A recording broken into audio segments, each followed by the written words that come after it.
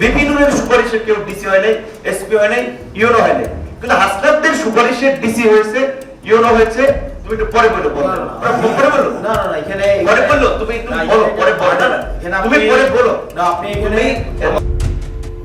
হাসনাত আব্দুল্লাহকে এক হাত নিলেন ভিপি নূর। যে হাসনাতের সামনে বড় বড় মন্ত্রীরা কথা বলতে ভয় পায়, সেখানে ভিপি নূর তাকে উচিত জবাব দিয়ে দিল। বিষয়টি মেনে নিতে পারছে না হাসনাত আব্দুল্লাহ। সুপারিশে একটা, আমি এখানে মিডিয়ার সামনে একটা পত্রিকা অফিসে বলছি, একজন কোন জায়গায় যদি দেখাইতে পারে যে কোন জায়গায় সুপারিশ করেছি কাউকে এসপি নিয়োগ দেওয়ার জন্য, ডিসি নিয়োগ দেওয়ার জন্য, ওসি নিয়োগ দেওয়ার জন্য, এসআই নিয়োগ দেওয়ার জন্য, এই জায়গায় রাজনীতি থেকে ইস্তফা দিব। এই যে যুগান্তরে বসে এবার হাসনাতের পালা। ভিপি নূরকে বললেন, আরে মিয়া, আপনি তো ধান্দার টাকা ভাগাভাগি করেন, আমার কানে কিন্তু সব তথ্য আসে। আমার বাম দিকের কানটা খুব খারাপ, আমি না চাইলেও দুর্নীতির সব খবর আমার বাম কানে চলে আসে। আপনিও লিস্ট পাঠাইছেন, আপনিও বিভিন্ন টেন্ডারের লিস্ট পাঠাইছেন, আপনিও বিভিন্ন ইয়ার লিস্ট পাঠাইছেন। এগুলা ভাগবটার যদি না বনে আপনারা হচ্ছেন এনসিপি সমালোচনা বিষয়টা আপনি পদ নিয়ে নিতে পারেন। এ বিষয়ে ভিপি নূর ও হাসনাত আব্দুল্লাহর ভেতর আরো কিছুক্ষণ তর্কাতর্কি হয়। চলুন আমরা তাদের কথা শুনে আসি।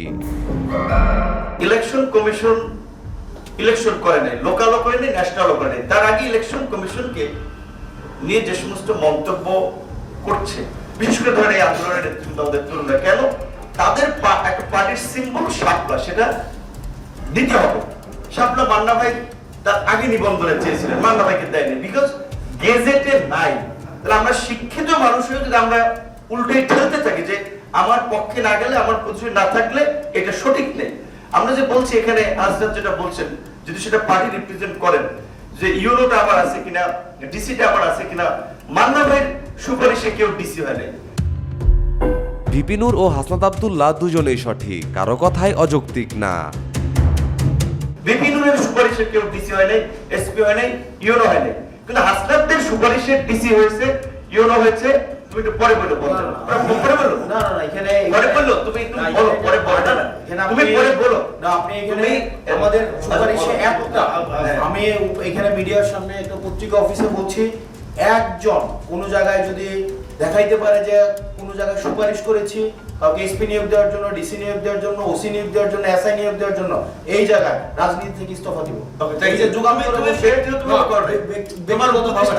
আপনিও লিস্ট পাঠাইছেন, আপনিও বিভিন্ন টেন্ডারের লিস্ট পাঠাইছেন, আপনিও বিভিন্ন ইয়ার লিস্ট পাঠাইছেন। এগুলা ভাগবটার যদি না বনে আপনারা হচ্ছেন এনসিপি সমালোচনা বিষয়টা আপনি পদ নিয়ে নিতে পারেন। মানে একটু নতুন রাজনীতিতে আসছে তো, শিষ্টাচার বা পরিস্থিতি একটু বোঝার একটু ঘাটতি আছে। যাই হোক, আচ্ছা, আমি যেটা বলছি, এখানে মাহফুজ আলম, আপনারা জানেন যে জনপ্রশাসন সংক্রান্ত একটা কমিটি আছে।